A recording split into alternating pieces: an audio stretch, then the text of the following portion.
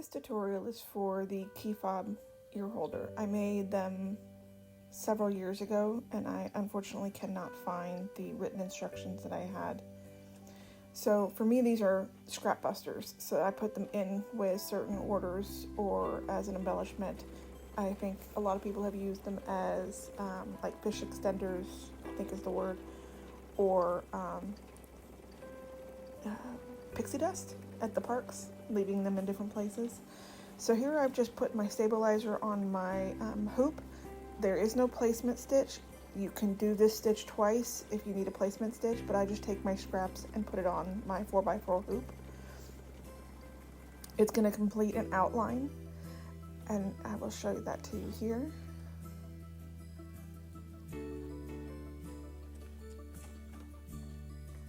You can see where the ears are, so then you're just going to take your scrap of whatever fabric you have.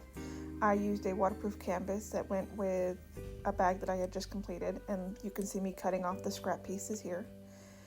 Now you just want to make sure that it's large enough to cover the whole ear, and I pull it all the way down to the band so that there's no issues with it not catching.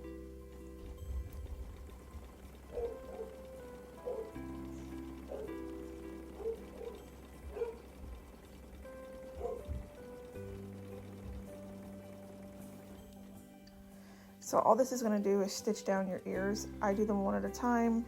I'm not stopping my machine. I'm just putting my fingers in there. If you need to tape them into place or to use 505 spray, you're welcome to do that as well.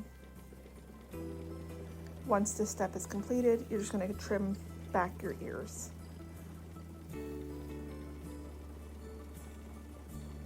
Don't worry about it getting too close to the stitch lines. You're going to have a cross stitch that goes along everything to really hold it all into place. That's why I like using the scraps, because I can use any particular medium of scrap textile, and it really holds it into place.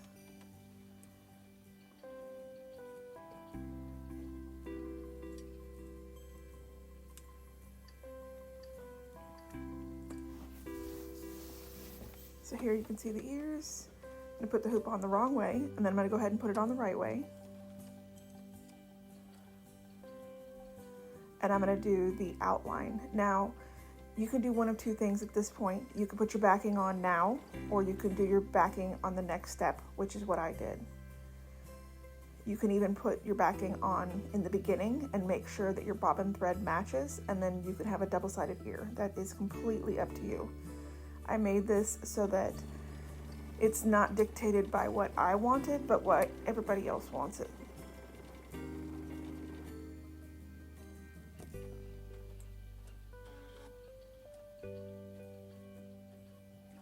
So this is what it looks like. I'm taking some photos so that I can hopefully make some better instructions for everybody. And this is where I went ahead and added my backing. Now, the thought process for me putting the backing on here was I wanted the back thread to match, and I wasn't putting fabric on the back. So when it gets completed, it just looks like a set of ears.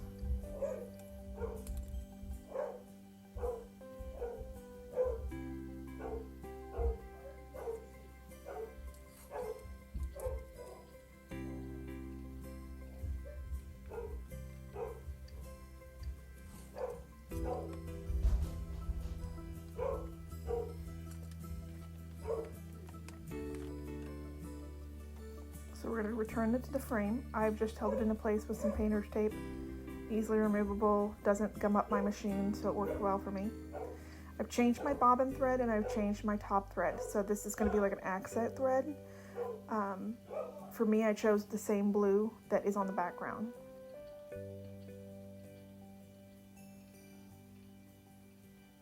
Now you can see me setting up for another set of ears. In the final photo, you can see that I've done 2 sets, and I've changed the backing so that the second set had the attachment in one step before this. Get over there. So at this point you can just see me trimming up the threads. I'm going to go ahead and singe the back. This is my torch lighter. I get them from Amazon. I get that question a lot. And you can see I stitched, or I should say I cut out the ears in 2 different ways. My hands get really sore, so please, by all means, cut them in whatever fashion makes you happy.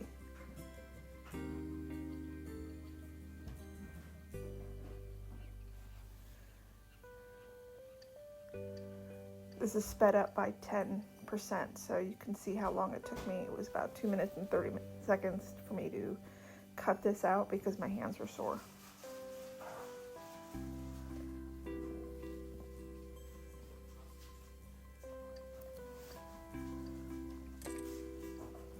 There is no particular eyelet placement or size. That is completely up to you. I did not dictate what you can and cannot use, nor did I dictate where you can and cannot put it, because in my second set of ears, I put it in the center so that I could put my bow attached to it.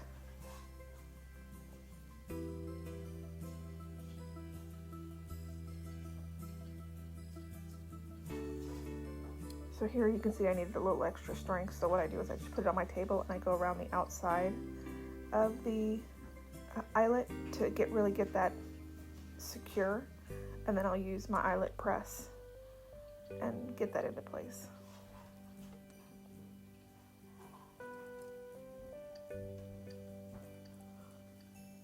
So these are the ears that are completed, and you can see I wasn't as finicky on the second set as I was on the first set. So you do you.